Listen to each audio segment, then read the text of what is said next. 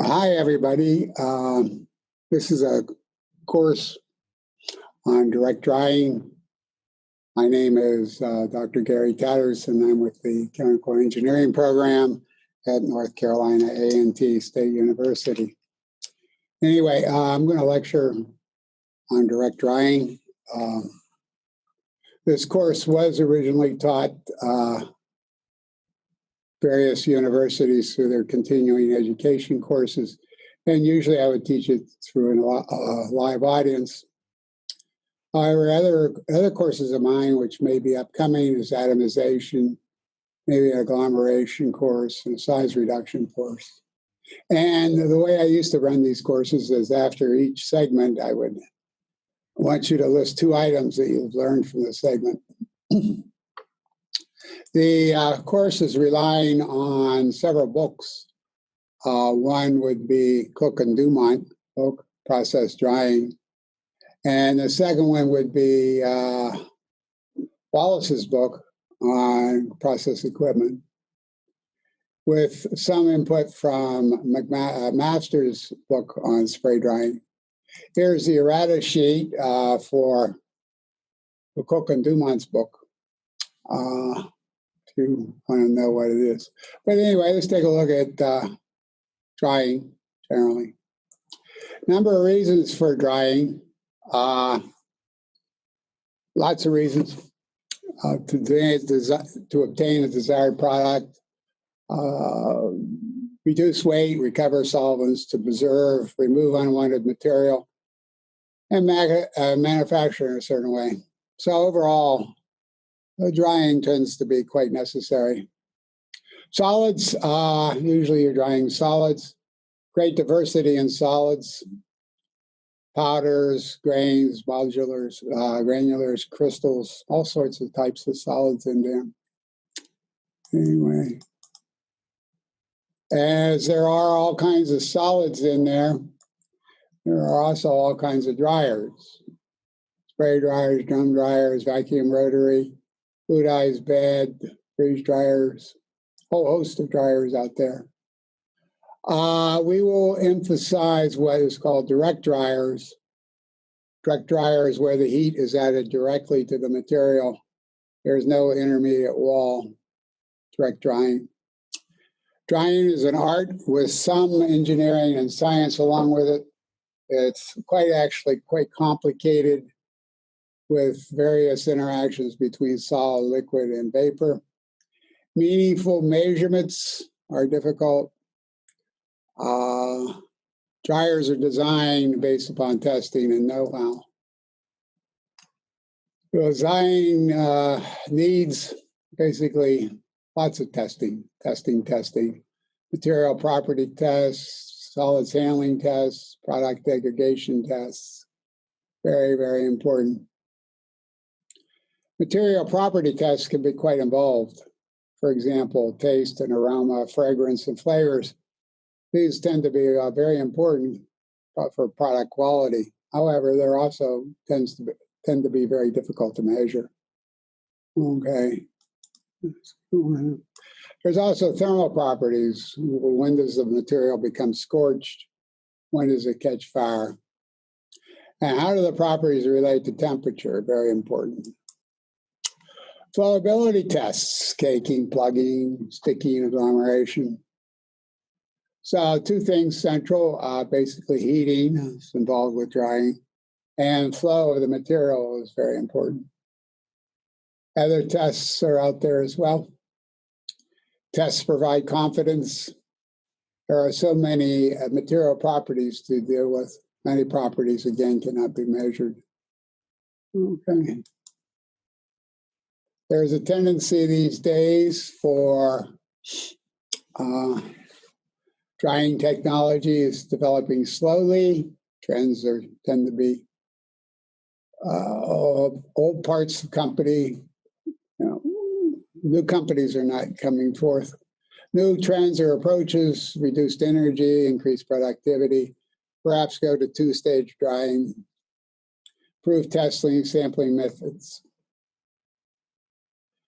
Information may be biased, withheld for business reasons, or limited. People in the business are fewer and fewer these days with less testing capabilities. Lots of competition, important source of information is drying companies. No single large drying company out there. Many have niches and are small. Drying is quite complex. Theories offer some guidance. There's so many different types of solids to deal with. Porous moisture flow in solids, big issue. Okay, tests needed to figure out what works. Anyway, here's drying and its complexity. There's a whole bunch of stuff involved with drying. And this is coming out of, I guess, Stanley Wallace's book. It's a great, fantastic book. You have various types of dryers sitting over here and various little drawings in his book. But this is the important thing right here. The evaporation rate per hour, how many pounds per hour are being evaporated per square foot. Or if you have a volume, moisture evaporated per cubic foot. You also see, well, I have an experiment for you to do. You have a dryer at home. I want you to take some clothes, wet clothes. I want you to weigh them. I want you to put them in the dryer. Time how long they're in the dryer and take them out and weigh them again so you'll have the moisture loss. And you'll have the time in the dryer, which will give you time. And then you might throw in some sort of estimate as to the square foot involved with the dryer, or perhaps cubic foot involved with the dryer. And see how close your data comes to what's listed here. Sort of like a little challenge for you. Efficiencies, very poor. Well, I don't know what you call poor, but lowest is probably 25% efficiency with a wall dryer, one with indirect heat. But you can have a belt, a shelf, or a tray, rotary, tunnel, pneumatic, spray, fluidized bed, drum, and whatnot. You can see which ones are the most efficient. Spray dryers look like they're 21% efficient. Interesting. You also have, again, from Wallace's book, fantastic data on what the tray dryer does, what the conveyor dryer, rotary, flash dryers all do. Okay, so you have the drying time given here. You can see that tray dryer takes a long time, 1,300 minutes. Sand and a rotary, maybe only 12 minutes. Spray dryer is really quick. Really quick. Fluidized bed, really quick. Inlet gas temperature given. Inlet moisture. Exit moisture. Some of these, as we see later, are picked by you. For example, inlet gas temperature is picked by you. The initial moisture content can possibly be adjusted by, say, dewatering techniques. Final moisture content, what you want to dry down to, is usually picked by you. And how much solids you want to produce is usually picked by you. You design using the gas velocity, and you design by figuring out what the heating rate is. The heating rate might be energy consumed per pound evaporated. So you have all sorts of dryers, and all these are basically performance data. Very important to recognize. You also notice a couple more things here. Lots of different dryer designs, batch to continuous, classification according to type of feed, or according to how the solids are handled. Basically, if I look here, go back one, this is dryers based upon material handling. Not on drying, but on material handling. So dryer selection is very much dependent upon how you're going to handle the material. Okay.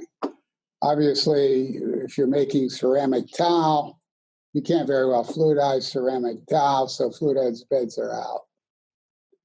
Conveyor maybe, tray dryer likely.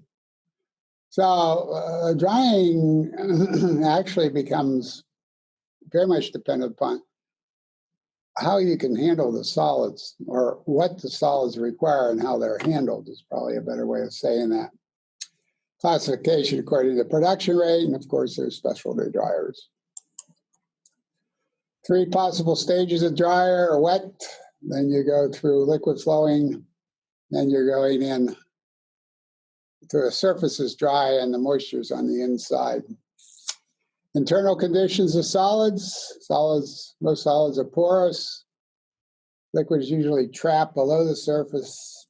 Diffusion, capillary flow may become important.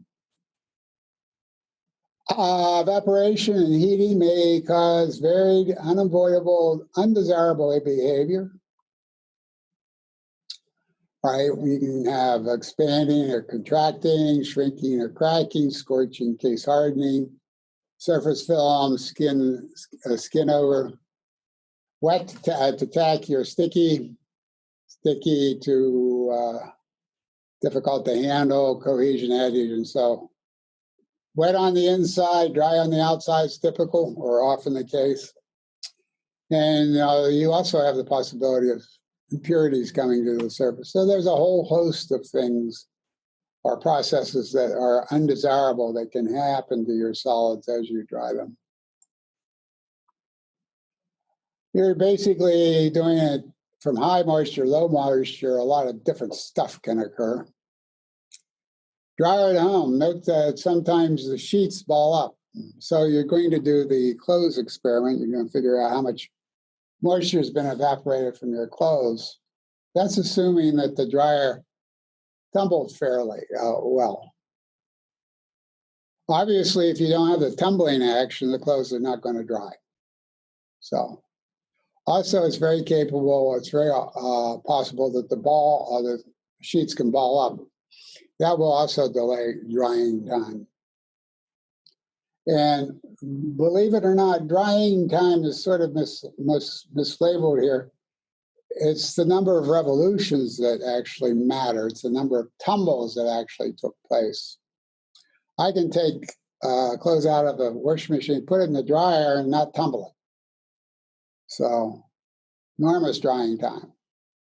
However, if I tumble it, I have good contacting. Drying is very, very quick. So this business about drying time is somewhat misleading. In many dryers, you would like to know physically what's happening and how you characterize that with the number of tumbles. Lots of rotating equipment. Things depend upon not time, but how many tumbles the piece of equipment is experienced. Surface properties, very important. Film traps moisture and delays drying. One of my friends works for a specialty chemical company. We are indeed lucky that a screw conveyor can handle sticky solids. And most dryers need flowing feeds. You perform the ball test. Now, the ball test is kind of interesting. Basically, you take the feed and form a snowball, throw it against the wall. If the ball breaks apart, then your drying won't be a problem.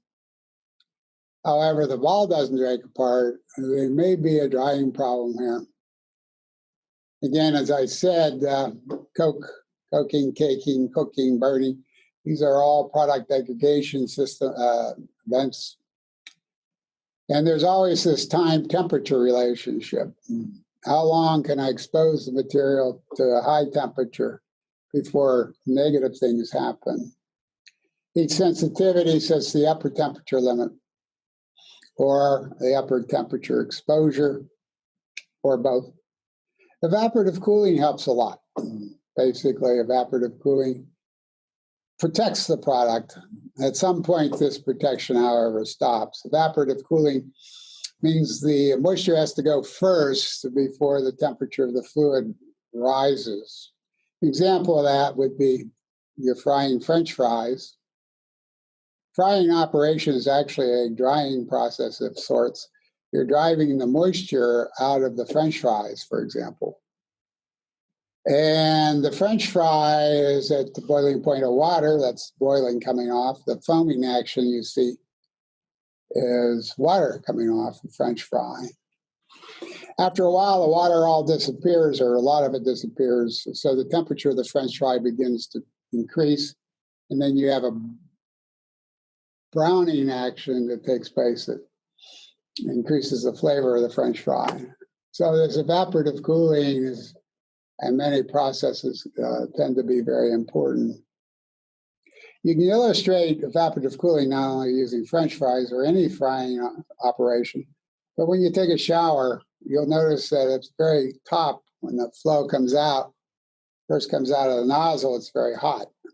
And further on down, as the water, the drops reach your body, they're not nearly as hot.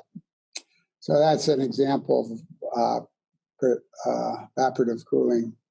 It protects the material from the high temperatures.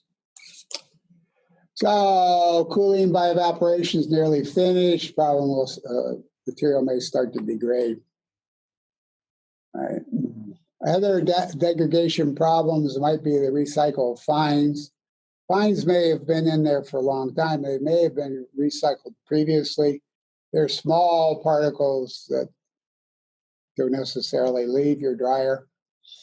There's also wall buildup, and stray material may actually degrade.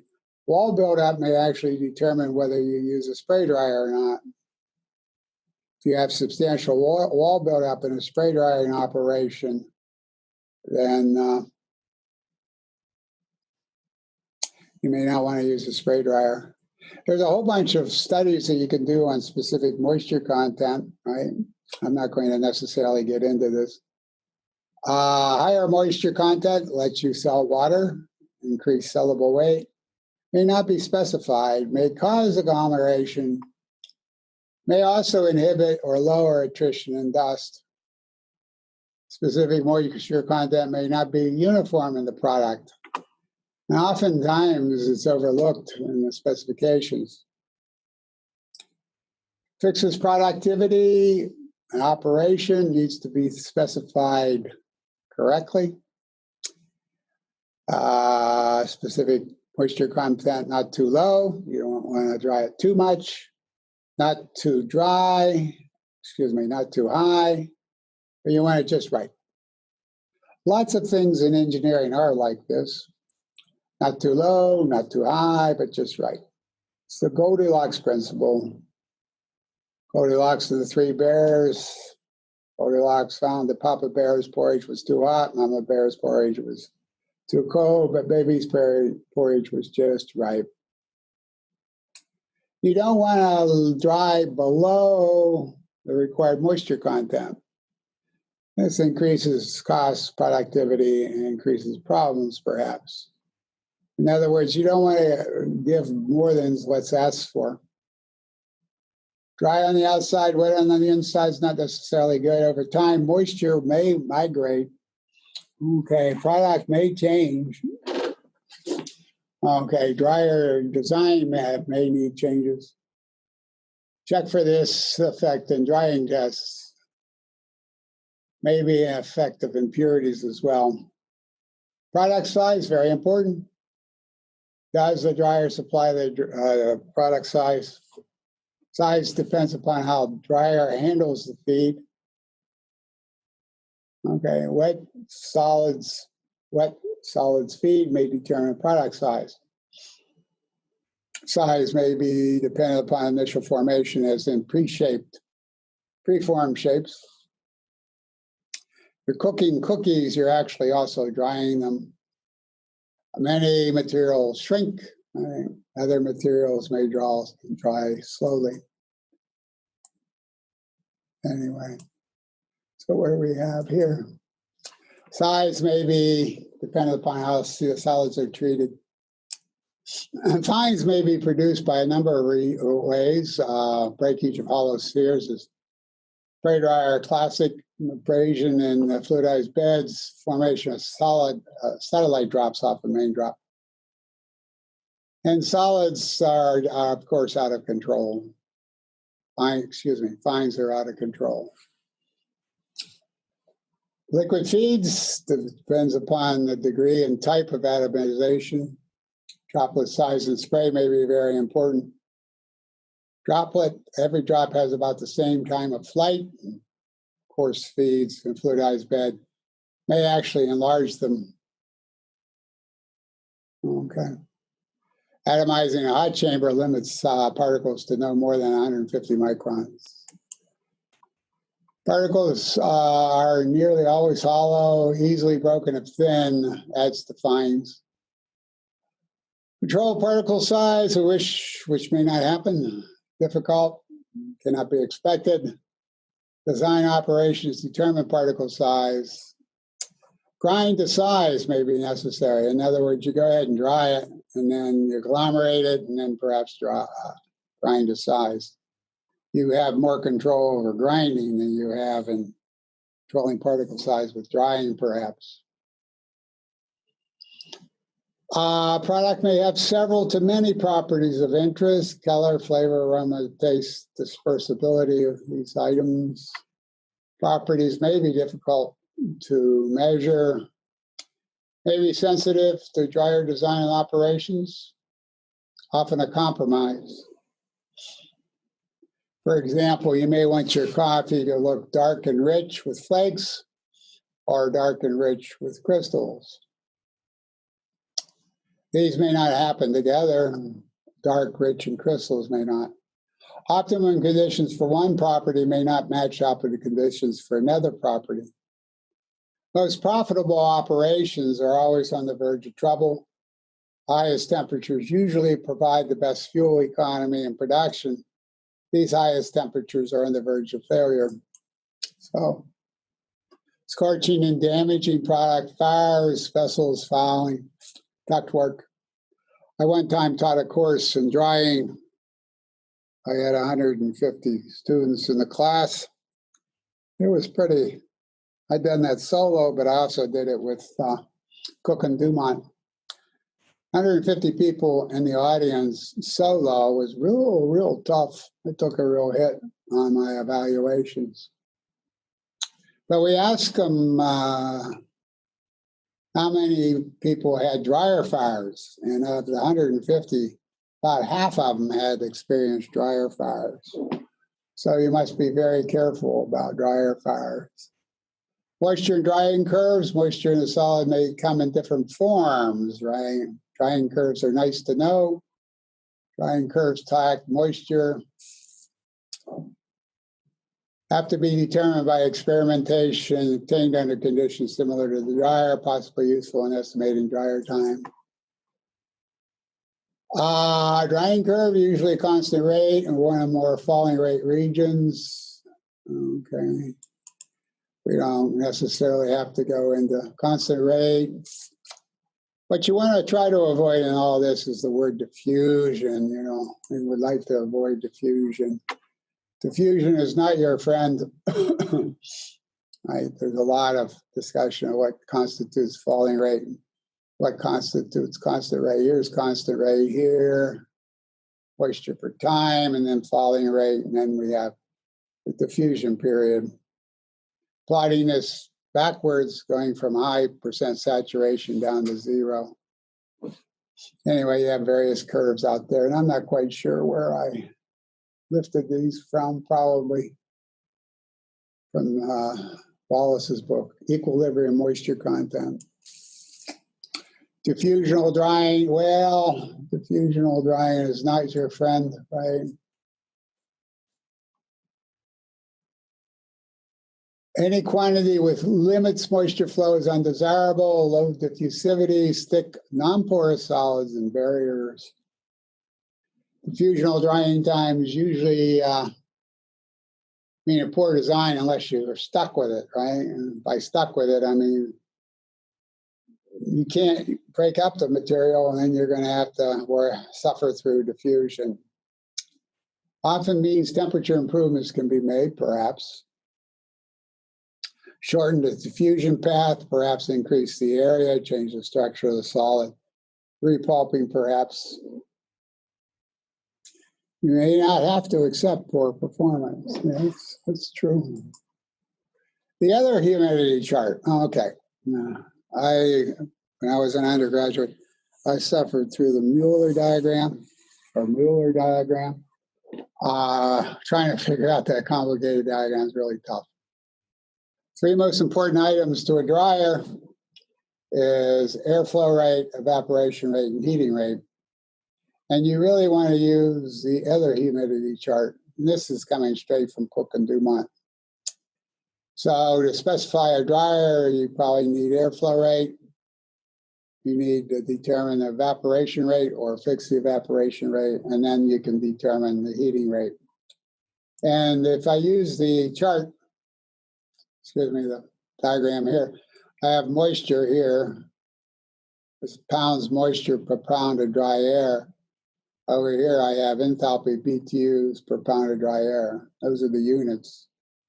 So I'm heating along the x-axis, and I'm evaporating along the y-axis, so to speak. The units are kind of tricky. This says BTUs per pound of dry air. Actually, it says really BTUs per time, or BTUs per hour, per pound of dry air per hour. We have time units that have been canceled out here. So you can go ahead and put them back in. Over here, you have pounds moisture per pound of dry air. What you should have is pounds moisture evaporated per hour, perhaps. How much dry air you have per hour. So if we take a look at the drying operation, let's take a look at your dryer at home. It has an airflow rate going through it. It has heating going on involved with heating the hot air to a certain temperature. And then the hot air is added directly to the material that you're trying to cause evaporation from. So let's take a look at that. Heating dry air with electrical heaters along this line here. It starts here and goes to 2. And it stops here at the inlet temperature of the dryer. Inlet temperature of the dryer. Now, if you're heating with natural gas, basically you're here, you increase the moisture content by the fact you're burning natural gas. Now then, going back to our electrical situation, it comes in here at 400 degrees Fahrenheit. Right here at 400 degrees Fahrenheit. Oh, well, I could have it enter at 500 degrees Fahrenheit or 600 degrees Fahrenheit. So it's my choice as to what the inlet temperature is going to be. And again, I would like to think that I've done studies of exactly what the inlet temperature of the dryer is. And whatever studies have been done, maybe you should revisit those. Just to refresh why you have to operate at, say, 400 degrees Fahrenheit, and why 450 degrees Fahrenheit is not better. Now, back in the olden days, when natural gas was important and expensive, heating was considerable effort was studied, and spray drying in particular, and how to get the most out of heating. Now that the natural gas has dropped by a factor of 10 in cost, the energy considerations in drying is not nearly as intense as they once were. So, well, anyway, the air, this is purely air coming in. We're only talking about air. Air comes in maybe at 60 Fahrenheit. You may want to filter your inlet air just for fun. Air is perhaps one of the most filthiest things out there, air. Anyway, you heat it to the inlet temperature, then you throw it into the dryer. What it does, it cools. The air does. It cools from, or the gas does, it cools down from 400 degrees Fahrenheit down to the exit temperature, which in this case may be 200 degrees Fahrenheit. And this is essentially evaporative cooling going on, right? Air comes in at 400 degrees Fahrenheit. It's very hot, very dry, by the way. Comes up here, now it's cooled down to 200 Fahrenheit and very moist. And the moisture you can pull off over here. Now then, this would be a once-through dryer where the moisture is not a real problem or not a bad solvent. If you were running a solvent now, you would have to connect up a closed system. The only thing that leaves is the dry material. The solvent, it gets condensed and is recycled and fed back to point one. And that would require a condenser to make it perhaps a liquid again. Or maybe you pull it off as a condensed liquid. Typically, you don't pull off water because it just goes out to the environment. Nobody is overly concerned about that just yet. Maybe some environmental groups might be. Anyway, note the saturation line. Saturation follows. Condensation follows the saturation line in recycle streams. So, identify the inlet temperature to the air heater. Pick the inlet temperature to the dryer. It's maybe based upon tests of the material to see what it can to withstand the degradation. This is also the exit temperature for the dryer, from the heater, right? So this is the inlet temperature to the, right here, inlet temperature to the heater, exit temperature from the heater, inlet temperature to the dryer, drying portion, exit temperature to the drying. So you literally get to pick, believe it or not, the inlet temperature. And you also pick the exit temperature. So there's a lot of freedom in picking temperatures. I mean, you pick temperatures based upon studies. This exit temperature from the heater. Second pick is the exit temperature from the dryer. This is selected to be above saturation temperature to prevent condensation in ducts. All right. So we have a simple mass balance. Where was my mass balance up there? Solids in equals solids out. That's a pretty simple.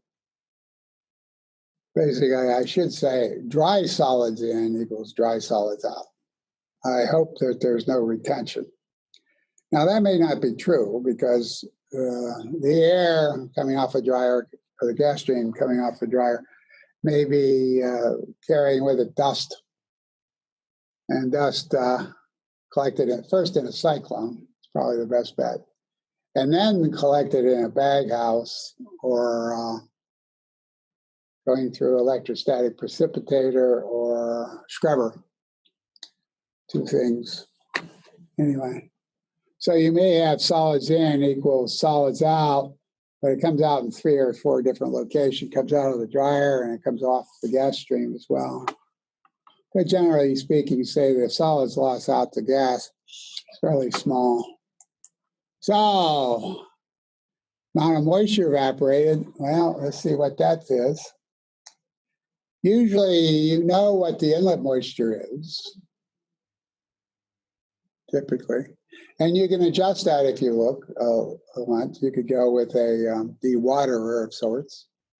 And you pick the exit temperature of the moisture. So the mass flow rate is what you want, how much solids you want to produce per hour. Inlet moisture minus outlet moisture. Now, moisture is pounds, moisture per pound of dry solids. MS is dry solids per hour. So this will give you the amount of water evaporated from the solid. If you go back to our discussion of your home dryer, you got wet clothes coming in and you have dry clothes coming out of your dryer, and you got the dry mass flow rate of your clothes. So you can determine the amount of solids, amount of liquid evaporated. Flow rate determined, airflow rate. Now there you go. Now then we're going to go back and see what airflow rate is. See, that moisture is picked up here, right here. Moisture in the air is picked up here. So I have moisture comes in pretty dry in the inlet to the dryer, and the exit is way up here. It's very moist when it leaves the dryer. Okay, let's see what that gives us. Moisture, M stands for moisture. E stands for exit moisture. I is inlet moisture, exit moisture, and we just picked those off. This is 2. This is the inlet moisture of the air. This is the exit moisture of the air, right? So we have the amount of water that was evaporated per time equals the flow rate of air versus moisture per pound of dry air. This airflow rate's dry air. So exit moisture, inlet moisture, those from the chart, and lo and behold, I can calculate the airflow rate. The heating rate is calculated using, along this stream here, from 1 to 2. I got the inlet BTUs, and I have the exit BTUs per pound of dry air, right? So if I go now, the heating rate, basically the airflow rate, this is the exit enthalpy, and this is the inlet enthalpy. And I can calculate the heating rate. So there I have specified the 3 items that are important in a dryer: the airflow rate, the heating rate, and the evaporation rate.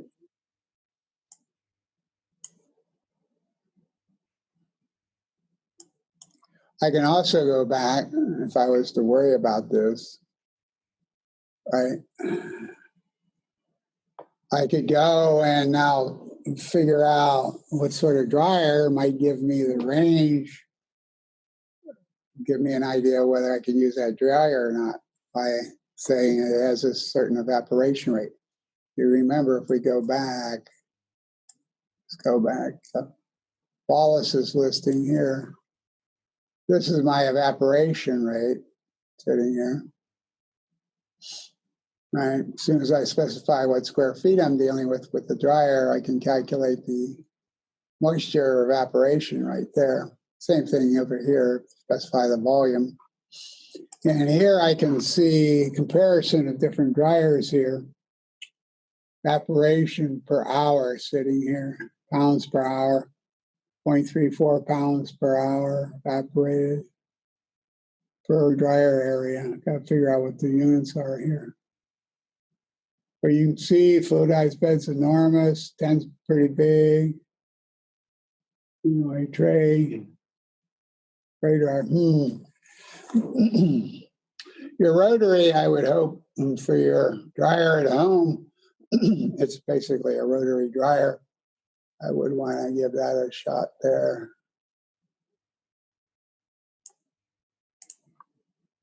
So those are fundamentally the, do a quick summary here.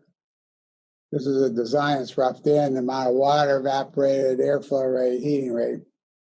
3 items that you picked. Now, in design, you get to pick stuff. You know, you have process needs. The needs determines the objectives, and you get to pick. There's lots of things, like you can pick the exit moisture of solids, the inlet temperature to the dryer, exit temperature of the dryer. You usually know the inlet temperature dryer because the material should not be destroyed. You usually know the inlet moisture of the solids, bone dry flow rate to be dried. I shouldn't say bone dry, but mass flow rate, that is to be dried. And as engineers often do, there's a shortcut chart. We'll leave that up to Cook and Dumont. Some questions for you if you so enjoy. Let's move ahead and talk about, again, indirect dryers, basically heat exchanger. Direct dryers heat that directly. We're talking about direct dryers here. We also mentioned solids handling, very important.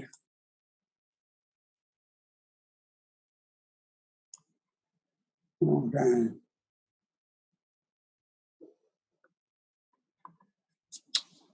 Can the product withstand the way it's handled, right? Is the product a powder? If so, can it withstand nutrition? Or is it a preformed shape like cookies? What are their particle sizes and shape limitations? Does the dryer move the material?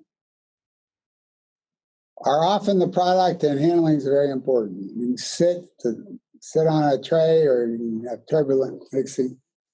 You can have exposure times, hours and days, from 0 to hours and days. So designs may take 6 to 12 months, probably, maybe not, maybe yes. Over design is useful for heat loads and capacities. It adds flexibility to design. Over design, there's pluses and minuses to over design. All designers have some sort of practical limits on size, cost, and operating conditions. Limited exposure times exist.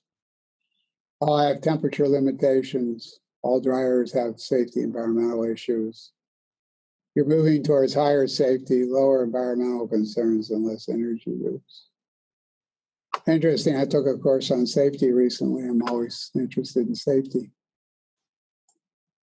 I walked away with the astounding conclusion that safety is very much dependent upon management. Okay. Thought that was a direct tie between safety and management. Cost items, well, there's some cost items, energy and also labor.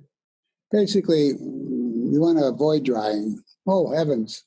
There's a course on drying. I tell you, you need to avoid it. Expensive to evaporate water. Reliability is very important. Loading expenses, unloading, cleaning. Cleaning is a very big issue. Drum dryers have the reputation of being a high maintenance item. I got a drum dryer at home, does my clothes, and I've never had any problems with it. So yes and no. Of course, you realize you can give the same piece of equipment to 2 different plants. One plant will write it up as the best thing since sliced bread, and the other plant would write it up saying, take this thing out of here, we can't stand it. So, what's good, what's bad, it can be quite subjective. Air uses and costs, loss of product quality, goes out the stack. Oh boy, taste, aroma, flavor. Hot air can damage product. Noxious gases in the atmosphere not permitted. Treating exhaust treating systems can be expensive. Air handling equipment, product collection equipment, heat loss. You want to keep air use to a minimum, keep costs down. You want to use dry, solid suspension transport. Might use air for that. Might want to filter the air, of course. Excuse me, you want to perhaps filter the exit air as well. Bag houses, the common bag house you have in your home. Bag house is basically a vacuum sweeper, is a portable bag house catching dust that it captures. Basic design variables, temperature, exposure time. Both used to control temperature, control drying. Temperature limits set tolerance of the product and heating. Very important to design need defined by testing. Generically, the solids are quite varied. I mean, that's the problem with solids, is they come in all different types and shapes. Liquids are quite easy in comparison to solids. Gas is a piece of cake, right? But solids are a first-class pain in that. Exposure time is also set by product tolerance and by the equipment. Defined by testing. Temperature limits can be set by equipment and corrosion limit. Equipment can only take certain temperature levels, like, I guess, ductwork. Stainless steel ductwork, I'm not sure. Temperature, you need to check this, of course. 1200 Fahrenheit. Above that, it may not perform well. Anyway, corrosion limits may be important, except for the area around incoming air. Direct heaters have temperatures around the wet bulb temperature due to evaporative cooling. It's very useful for heat-sensitive materials. Most materials are heat-sensitive to some degree. Question is, at what level are they heat-sensitive? Obviously, vacuum drying is very useful because it lowers the evaporation temperature. Very important. Evaporative. Vacuum, very important. Simplest is once through heated, head, fan, ductwork delivers heated air. Air contacts the materials and leaves, requires product collector separated for air cleaning. Heated air has lost most of its heat and gained moisture. May carry solids, which have to be removed. Air is no longer as hot and is discharged. Partial recycling and recycling heat may be possible, but components, so we have air heater, blower, solids feeder, dryer chamber, product collector, exits, blowers, and connecting ductwork with controls.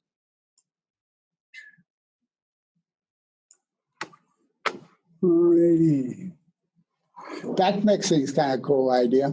You take some of your product and back mix it with the feed, and that would be potentially possible to, if you're having feed problems, it may solve the feed problem. Back mixing standard technique. Mixing forward may also help. Basically, back mixing of powders is typical to change the feed characteristics. Feed forwarding material is also can be common. They feed forward raw orange juice instead of freeze drying or concentrating orange juice. They concentrate orange juice, but they take some of the orange juice and feed it forward unevaporated, so they can put flavor back in. Coarse material may be recycled for further drying. Really big option is different dryers in series. It's really a great idea. Spray dryer followed by a fluidized bed. Staging helps. Since no dryer does it all. Now, you know management, they just want one dryer and that's it. They don't want to buy two. It's obviously costly because of the second dryer. The process is much more flexible. Conditions become much more easier. So you get sort of what you pay for. If you're willing to pay for a second dryer, you have additional flexibility, which could be very important to you. Feeding differences, feeders, arrangements, feeds vary all over the map. Wet solids to liquid slurries, granular, paste, sludges, back mixing helps, forward mixing helps. All sorts of feeders, right? Feeding method sometimes determines the success of the drying operations. Also, you're very much interested in avoiding maldistribution of the feed. Want to have the feed spread out uniformly if possible. Need to feed at the lower moisture levels possible. Important to minimize dryer requirements. Wet feeds, screw conveyor, rotary discs. Liquid feeds use distributor spray wheels. Very wet solids need pre-treatment. Sticky solids may require back mixing. Conveyor dryers require feed to be spread out uniformly, special feeders for wide belts. Slingers, you think about spreading your fertilizer across your lawn. Same sort of idea. You don't want any hot and cold spots on your lawn with fertilizer, right? Mixing type of feeders for back mixing are important. Important to minimize recycle. Large recycle means larger dryers. You don't want large dryers. Typically, it's bad news. Recycle is typically, well, there's several comments made about recycling. It's typical in chemical engineering to recycle. However, when you recycle, it's a sign that you didn't get it right the first time. Ooh, didn't get it right the first time. So you really want to try to minimize recycle. You want to minimize recycle. Other tricks, combination of heaters, standby heating capacity, spot heaters, useful, getting rid of condensed moisture on ducts, increase efficiencies by exhaust heat recovery. This can add complications and expenses, of course. Intermittent operations are not desirable. What do we got up here? Did I stop through? Yeah, I missed all this. Fuel combustion creates CO2 and water. Just some comments about CO2. It's been made a villain these days. And CO2 is plant food, just to make sure you understand that. And the increase in CO2 is caused a greening. The earth is greener because of the high CO2 levels. So there's more food to eat. So just some social comments about CO2. I'm sure that just reduced my evaluation rating. Reduces oxygen content in dryers. Since this is free, I don't think CO2. By the way, as the temperature of the oceans increase, there's less CO2 that's possible to be retained in them. Cold water holds more CO2 than hot water. So it's interesting about the temperature of the Earth. Well, if there is such a thing as temperature of the Earth and CO2. Anyway, we'll get away from CO2 here. Total moisture feed plus combustion products plus leaks, okay? The dryers leak like a sieve. I don't know if you realize that or not. 30% of the airflow may be from leaks. Water is removed by air from the dryer, exhausted the atmosphere, condensed. Recycled gas streams may contain particles or powder. Incineration is a common method to treat exhausts of noxious gases and powders. The use of a combination heater, standby, it's already said, right? Combination heaters and standby heating capacity. Spot heaters, useful condensed moisture. Intermittent operations not desirable. Increased efficiency by exhaust heat recovery, perhaps. Temperature limits. What do I have here? Most materials have a temperature limit threshold. Degradation occurs. Metal designs are fixed by temperature strength relations. Higher temperature stainless steel goes to 1200 Fahrenheit. Some products don't have upper temperature limits. Energy costs, well, heat is costly. Well, I don't know if that's true anymore or not. This was written, 10 years ago, way before the fracking boom. I shouldn't say this was written 10 years ago, but this is true for other places like Europe, right? Wasteful practices increase cost. It may be that we go back to times when natural gas is expensive, but it'll be a long time. There is no energy crisis. When I was growing up, there was all this talk about energy crisis.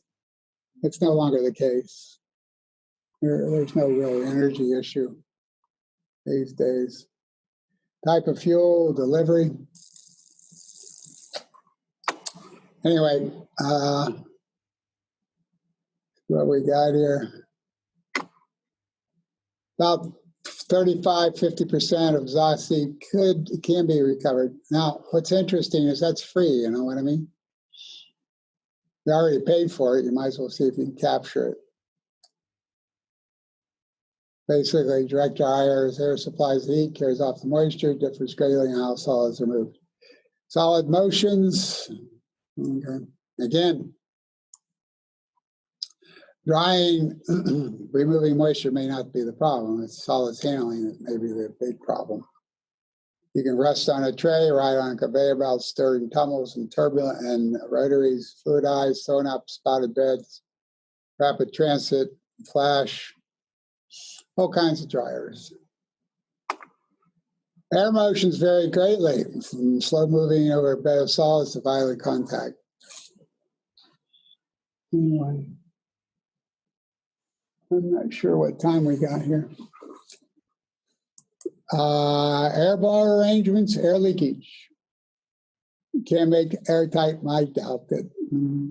Usually inward towards high velocity, low pressure, keeps solids in, minimizes solids expand. You want leaks to leak inward. Leaks at feeders probably the most serious.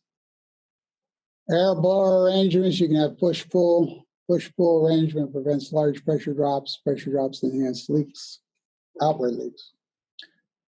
Push-pull, that means you're pushing air in and pulling air out. There's a zero pressure point at some point. Helps the maintenance, perhaps. Final moisture.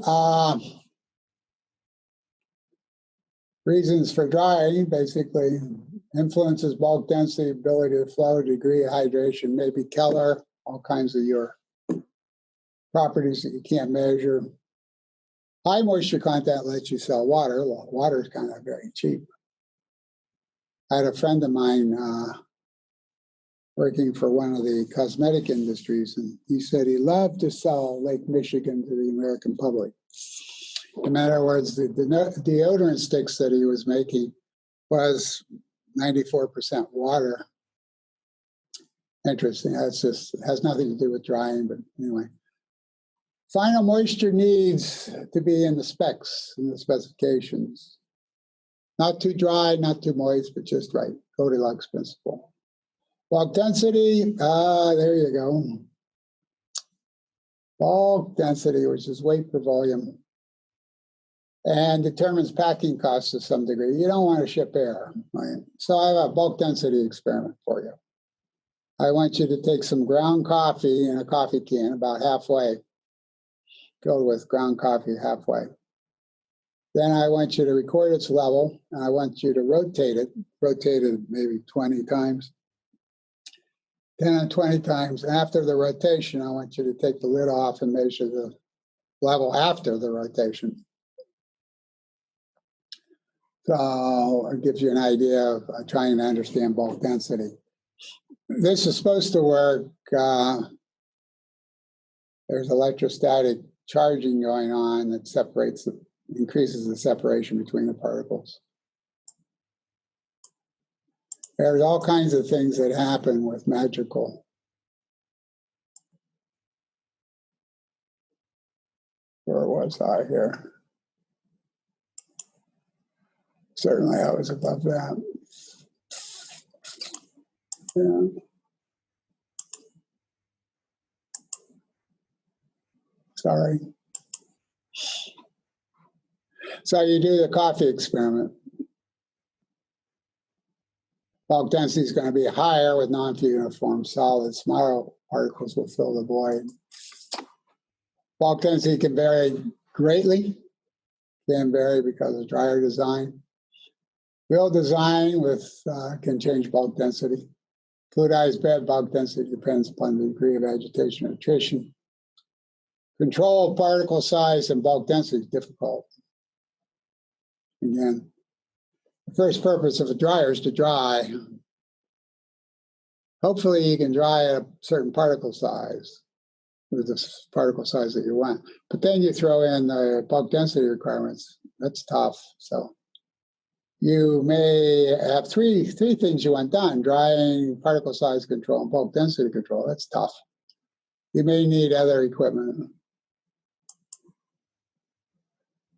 Just because it's a dryer doesn't mean it can't cause size enlargement, basically.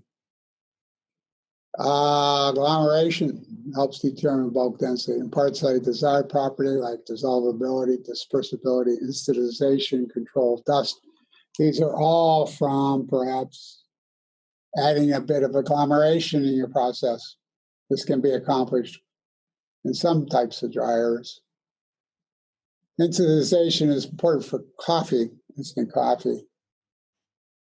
And instantization can only be accomplished in a fluidized bed, or shall we say, so they say, I'm not sure, right? I suspect instantization happens everywhere. I mean, can happen almost anywhere. Depends upon whether agglomeration is happening or not. Problems of all sorts, right? Fires, do not turn on the sprinklers. Right? Cut off the oxygen. Condensation and ductwork, excessive temperatures, metal failure, feeds cut off, feed plugging due to agglomeration. Agglomeration inside the dryer chamber, changes in feed, heat loss, heater loss. What happens when you lose your heater? You want to play what happens games.